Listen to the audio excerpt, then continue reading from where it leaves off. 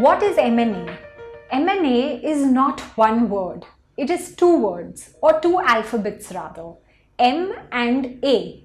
M stands for mergers and A stands for acquisitions. Mergers is basically when two companies of equal size look to come together and form one entity. The example that we've showcased here is when Daimler and Chrysler, two very large car companies, auto companies, decided to come together and merge to form Daimler Chrysler. That in a sense is a merger for you. The fact that two companies come together is a very rare event, and it generally happens through an exchange of stock to both the entities or issue of new shares in the new entity. Now, what is an acquisition? An acquisition is when a larger company goes and acquires a smaller company.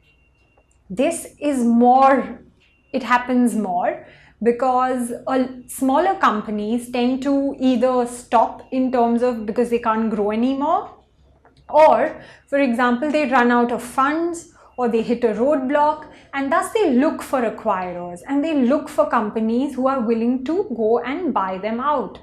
Thus these acquisitions are they happen more consistently. Also, this can be either a cash deal or a stock deal.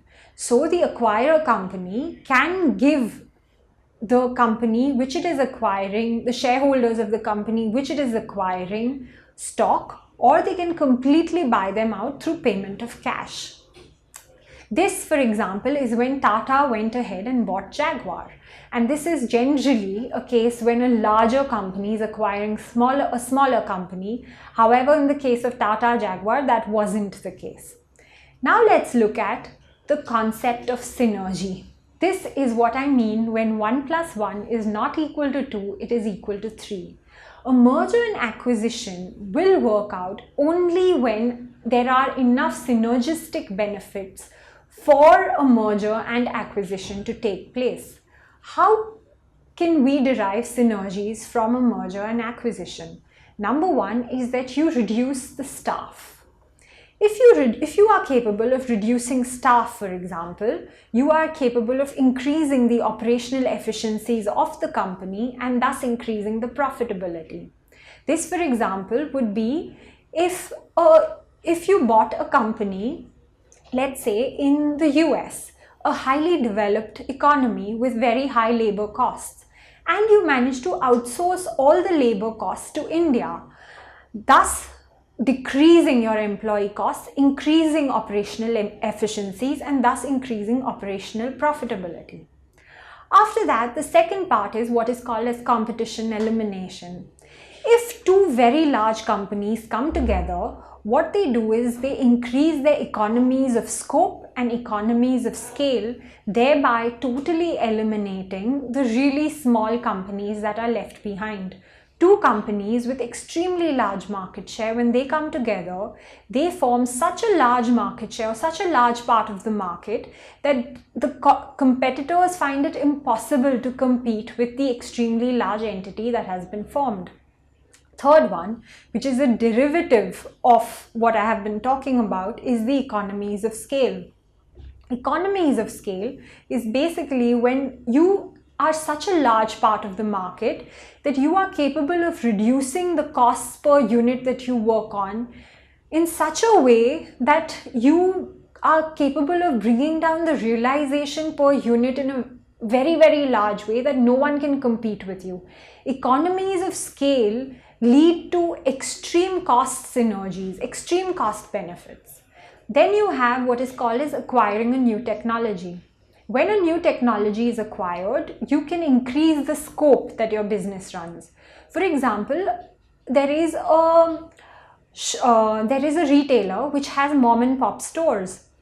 Let's say he goes and acquires a company which has an e-commerce platform, thereby which now the company can sell its products not just through the offline mode but also through the online mode, thereby creating extreme synergies and increasing the scope of the business. And then of course, lastly is the improved market reach and industry viability.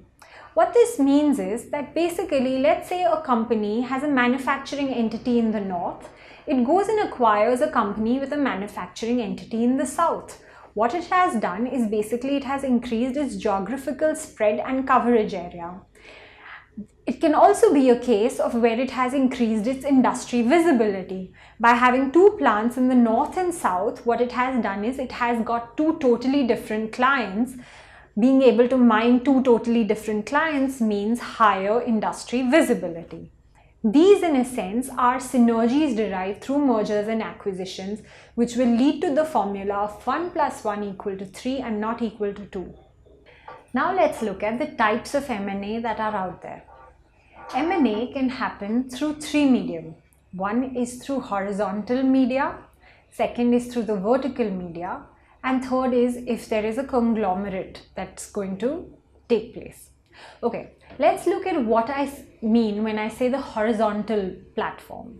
Now, the horizontal platform is basically when two companies have the same product, are of the same size, or have the same process, and they either merge together or one acquires the other. For example, in the merger of the Bank of Mathura and ICICI. That is what I mean by a horizontal platform, which is basically two companies in the same industry doing the same thing, probably having different geographies. Maybe that's the reason for the merger or the acquisition. That is, in a sense, what is a horizontal platform for a merger or an acquisition. Now let's try and understand what do I mean by a vertical platform for a merger or an acquisition.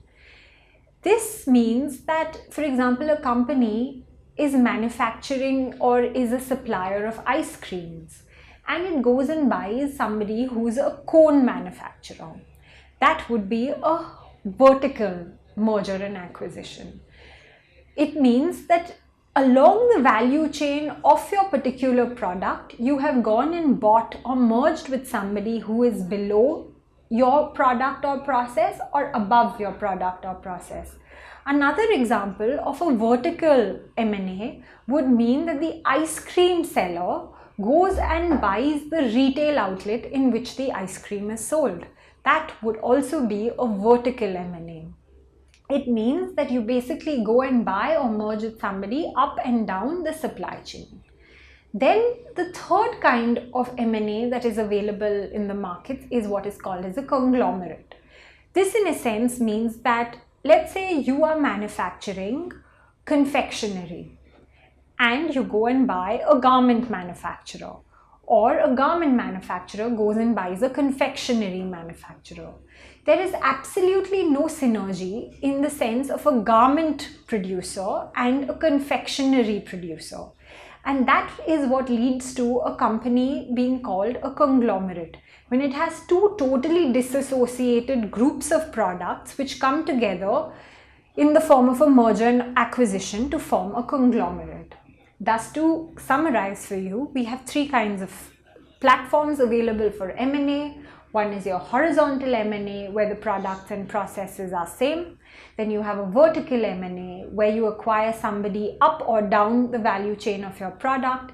And third is your conglomerate M&A, which is when you go and acquire or merge with a company with a totally different product or process profile.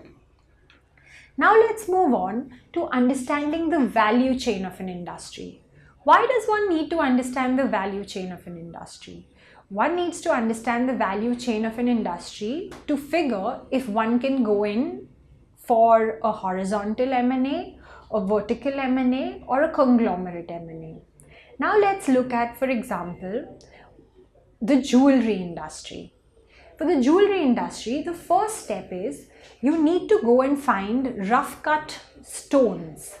For that, you have what is called as miners. These miners sell their wares to what are called as traders, who prepare the rough stones and resell them. These prepared rough stones are then sold via brokers and distributors to polishers and cutters.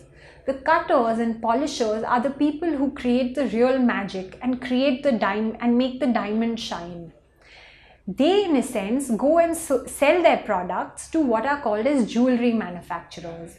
When you have a bunch of cut and polished diamonds, you put them in a particular design is when jewelry is made, and that jewelry basically goes and sells at the retail shop. This in a sense is the industry cycle or the value chain that is out there in jewelry manufacturing. Now let's take an example of glitter. Glitter is a company that's out there which is capable of doing all the processes within jewelry manufacturing. They just don't do the mining, which is they go and buy the rough stones from the miners, they polish and cut them, then they string them into a particular design, making the jewelry, and then they sell them in their own stores. This is what glitter does. Now glitter can do, because of the value chain that it is present in, and there is this complete change in the industry structure where all the third parties are getting cut off completely, glitter can go and, if it wants to grow, the vehicle of growth that it can adopt is an inorganic route, and it can grow by either going and acquiring companies horizontally, which is companies which are doing the same thing to increase its economies of scope and scale, or it can go and acquire somebody which is probably a miner, since they do not have presence in the mining industry, and they can get direct access to the stones that are out there. Thus, glitter can either do a vertical M&A or a horizontal M&A. Both of them would be equally favorable to glitter as an organization. Now let's look at valuation in an M&A. This is very important because the value that you pay will lead to, in a sense, the fact that your 1 + 1 will be equal to 3. The important ratios that are used in figuring out how much value you need to pay in an M&A is, number one, what is called as PE, or price to earnings. Price to earnings is nothing but the price you will pay for the earnings that the company will generate, which is nothing but your market capitalization upon the profit that the company makes. Or you can look at another metric called as EV by sales, which is nothing but enterprise value by sales. The enterprise value of a company is nothing but the market value, which is market capitalization plus debt of the company divided by the sales of the company. This you would compare with the ratios available in the industry. So for example, if glitter was to go and merge with another company, the merger ratio would be dependent on the PE multiples available in the jewelry industry or the EV by sales multiples available in the jewelry industry, and accordingly a stock swap ratio would be determined. Now, how much will you pay will also depend upon the fact that whether you will make or buy. Make is the organic route and buy is the inorganic route. When you go to make something, say if you go to erect a plant, that plant is erected. The amount that you will need to put in to erect the plant is in a sense a determinant of how much you will be willing to pay to acquire a plant. When you go to acquire a plant, when you buy the plant for the plant's sake, that is called as the replacement value of the plant. Thus, the make or buy decision also in some sense drives the valuation of an M&A. Now let's look at whether you should look at a company through the revenue multiple or the PE multiple. If it's a profitable company, then you will look at the company through a PE multiple. However, if the company doesn't generate profits yet, then you can look at the company through an EV by sales multiple. Another tool in your kitty to value a company is basically using the discounted cash flow method. In the discounted cash flow method, what you are essentially doing is you're forecasting the future cash flows, you're discounting them back at a rate which is called as the WACC, which is a determinant of the capital structure of debt or equity that you have, and you, by discounting those cash flows, you come to what is called as the intrinsic value. Based on the intrinsic value, you should try and buy below the intrinsic value or at intrinsic value if you would like a successful M&A. These are the tools available in your kitty. You can use PE if the company is profitable. You can use EV by sales if the company still doesn't make profits. Or you can use the discounted cash flow method, which can be used for any company that is out there as long as it produces stable cash flows.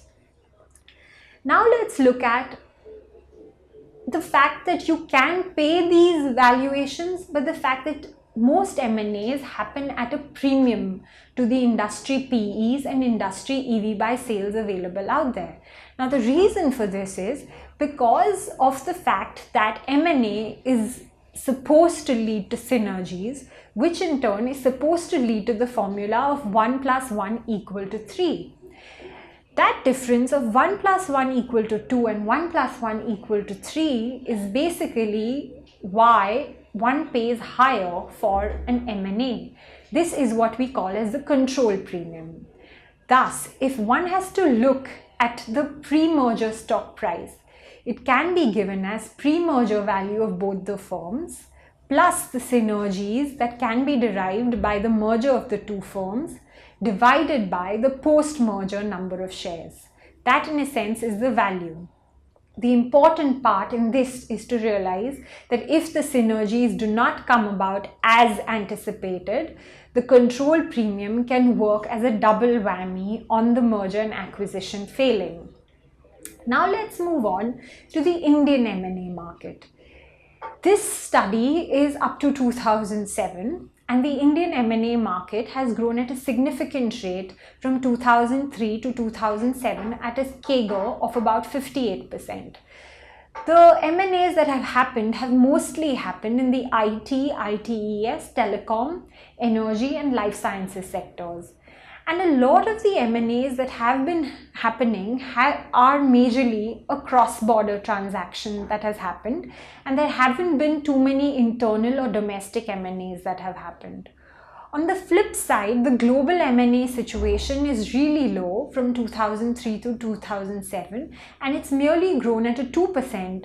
But the important fact to understand is it's on a pretty high base of $2.78 trillion. Concentrating on the Indian M&A market, there are two kinds of deals that happen. One is a domestic M&A when two domestic entities merge or get acquired. And the second one is the cross-border M&A. In a cross-border M&A, you have two kinds of deals. One is an inbound deal. An inbound deal would basically mean a foreign company acquiring a domestic entity.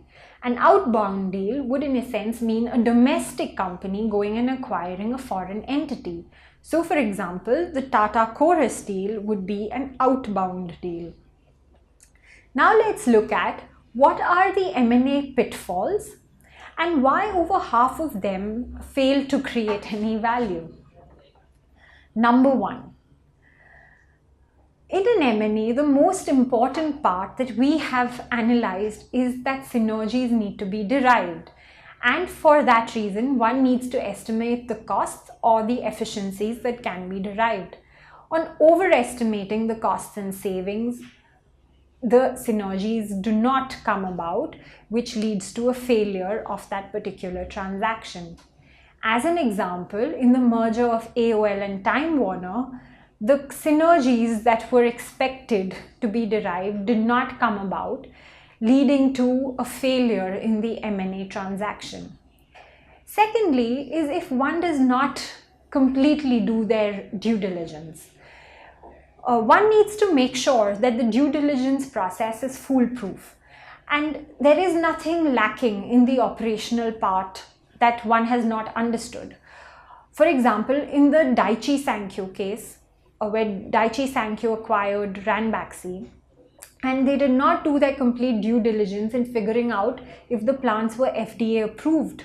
That led to a situation in which later on there were additional liabilities that came about, leading to a failure of that particular M&A. Now let's look at, for example, there could be a problem in the implementation of the particular transaction. The most important cause for failure is cultural clashes. For example, when HP merged with Compaq, their styles of working were very different. Compaq is the more aggressive player and HP was the more long-term and more stable and more mature player.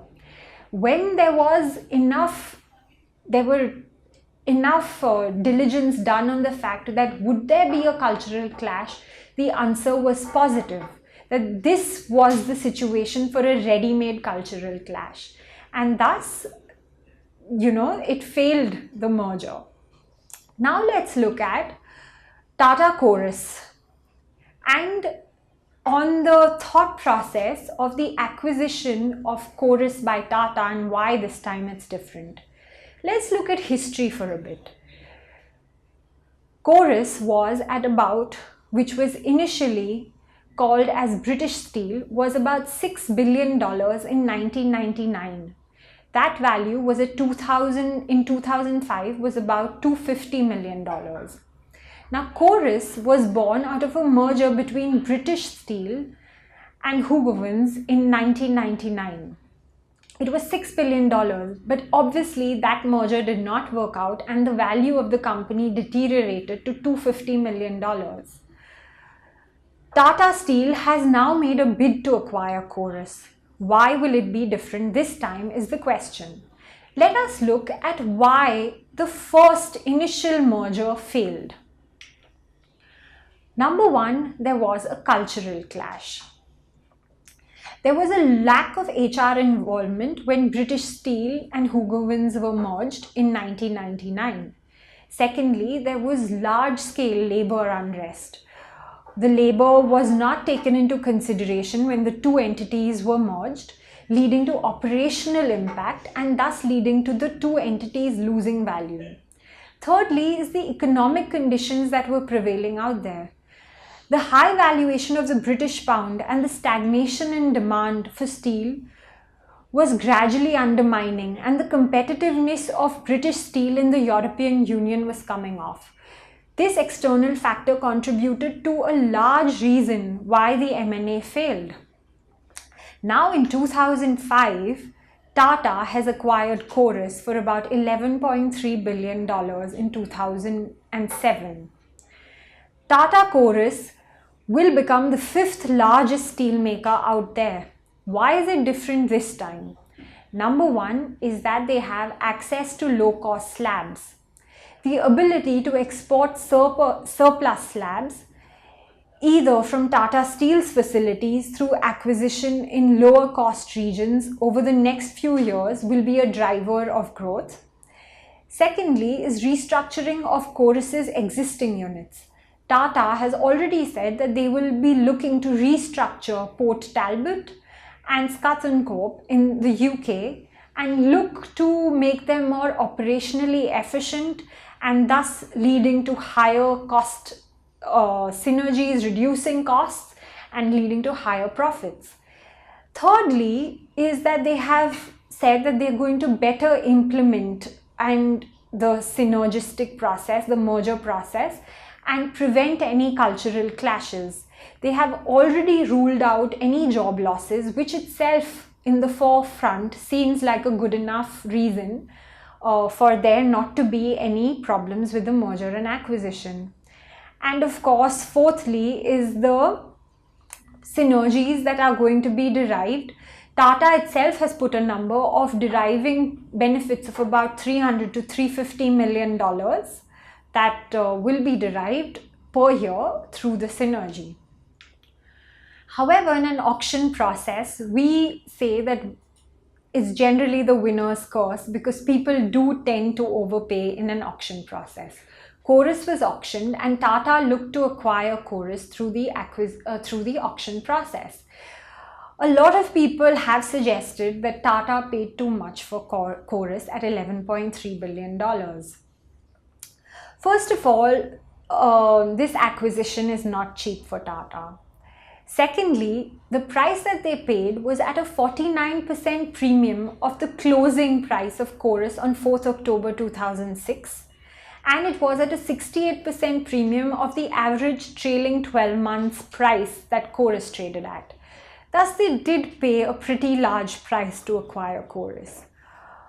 Moreover, since the deal was made in all cash, it basically meant an immediate cash outflow for Tata, which does not seem like a very good way to go about. Thus, it is important to ensure that even though when Tata did acquire Chorus in 2007, it could have been different. They did reason out that it was different, but it was no different. And the fact remains now that Tata is looking to sell Chorus off at almost asset value. It's available for auction right now. And that's another M&A which really did not work out. Thus, M&A has to be really thought through, because if your synergies don't work out and you essentially overpay for the M&A, then it's a fact that there is not much to be derived and your vehicle of growth that you have chosen is not the right vehicle of growth.